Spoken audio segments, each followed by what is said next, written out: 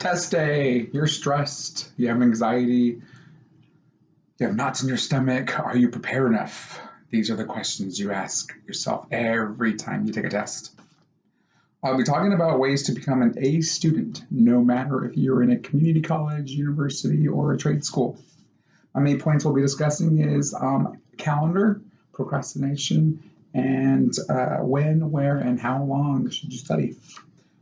My first point is basically try not to do pseudo work, which is basically a long hours of study time with no work completed.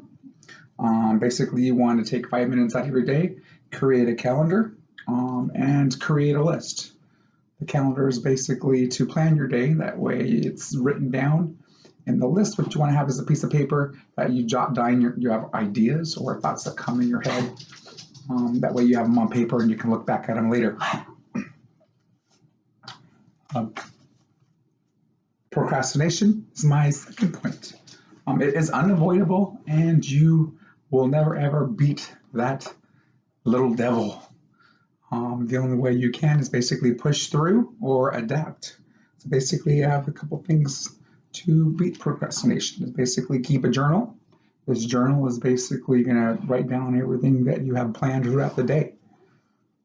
At the end of the day, whatever you don't complete, write a little side note why you didn't complete it. Whatever excuse you gave yourself. That way, at the end of the week, you can look at all of the obstacles that are getting in front of you to complete your calendar or the excuses you're giving yourself.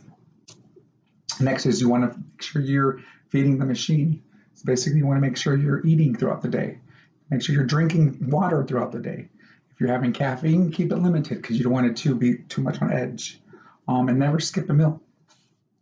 Also, you want to make an event out of it. So if you're going to study, go somewhere. Go to a library, go to a restaurant, just go somewhere. And you also want to build a routine. Building routine basically means that you want to do the same study habit every day or same study time throughout the day. If you build this habit, then basically it's something that you'll just do automatically. Next, you want to go ahead and procrastination. Lastly, I'm going to be talking about when, where, and how long should I study in order to review and synthesize what you've learned. When is basically early in the morning, AM preferably. That's basically when you're fresh, your mind is fresh, you can basically retain information that way.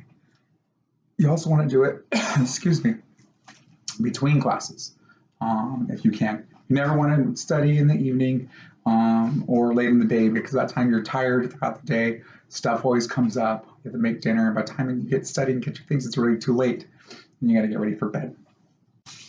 Where? You want to try an isolation spot. Anywhere you're isolated. Local study nooks around campus where there's not a lot of people. If you're going to go off campus, make sure it's like a cafe place, but somewhere in the corner where you don't get distracted. A park where it's quiet, under a tree. Just somewhere where there's not a lot of people. And if you change different venues or areas, it also freshens your brain up. How long? You want to study at least an hour. An hour each subject. And 15-minute breaks, 10 to 15-minute breaks in between. You don't want to study more than an hour for each subject. You basically want to retain that information within about 40, 45 minutes. So if you push any longer, at this point, you're not retaining anything. So basically, I've given you amazing tips on how to become a straight A student by using a calendar, list, how to avoid procrastination or at least push through procrastination, and then how, where, and how long should you study. In conclusion, preparing for classes and the assignments can be daunting. By utilizing these techniques that I've given you, I can help you become a straight A student. Have a nice day.